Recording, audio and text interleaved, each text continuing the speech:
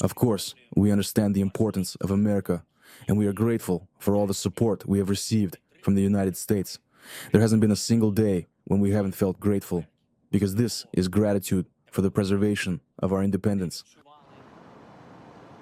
President Zelenskyy emphasized today that no one wants this war to end more than Ukrainians. But he pointed out that Russia shows no signs of stopping its attacks. He cited that over the past week, more than 1,000 attack drones, nearly 1,300 bombs, and over 20 missiles were launched against Ukraine by Russia, resulting in civilian casualties. And I just want to note that we've already been under air raid sirens here in Kyiv today. And this evening, we already know that Russia has launched more of its kamikaze Shahed drones across the country. And usually after about 10 p.m. local time here, we start to have these incoming attack drones to the Ukrainian capital. And then there will be air defense and explosions throughout the night as Ukraine tries to shoot these down to protect civilians. Otherwise, President Zelenskyy is back in Kyiv and again has reiterated his willingness to return to Washington to meet with President Trump and to try and strike a deal. However, tensions still evidently remain high with this latest exchange, and what remains, to happen next is uncertain, but we will be following it closely. Back to you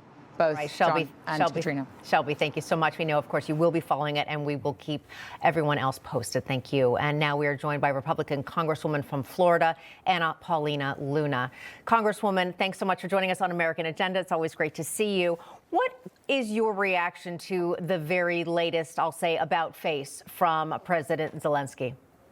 Look, I would think that President Trump knows exactly what he's doing. And frankly, with the disrespectful behavior that Zelenskyy showed the world and the White House, I don't think that we need to be rushing to help them anytime soon. I want to be really clear about something. I actually went to Poland and met with the Ukrainian parliament. And we also, too, a bipartisan congressional delegation, received the same treatment, the entitlement from the Ukrainian parliament. They were at the time demanding F-35s and said that it was the moral obligation of every American to pay $200 a month for them to defend the world against tyranny. So I want to be really clear about something. Right now, Zelenskyy, like President Trump said, he does not hold the cards. If he wants to negotiate something with the United States, first and foremost, I think President Trump needs to be aggressively pursuing that mineral deal with Ukraine. But I will say that of all the stuff I've seen so far in Congress, that takes the cake with how he acted. And frankly, I don't anticipate that I'll be voting for Ukraine funding anytime soon, and I haven't yet. Congresswoman, I mean, the big question was Zelenskyy ready for peace when he went to the Oval Office? But do you think that Russian President Putin is ready for peace? And would he be open to that? Yeah, I think that Putin was waiting for an America that was willing to actually bring Zelenskyy to the table. To be clear, the Ukrainians never had a plan of actually winning that war. So we sent, I don't know, what, billions of dollars over there. Then we also find out that they're also getting our Social Security checks. I mean, this is absurd. And then to come to the White House and to demand what they did, frankly, a good leader, any leader would tell you, especially those with a military background, that you do peace through strength. And that should be your first point, and that you would want to actually not want to put your people in harm's way. And so the fact that he had that perspective, I applaud President Trump. I definitely applaud J.D. Vance. I think that they handled that perfectly. And I think that until Zelenskyy is ready to grow up and be a true leader and not subject his people to any more war, I don't think the U.S. should be talking to him.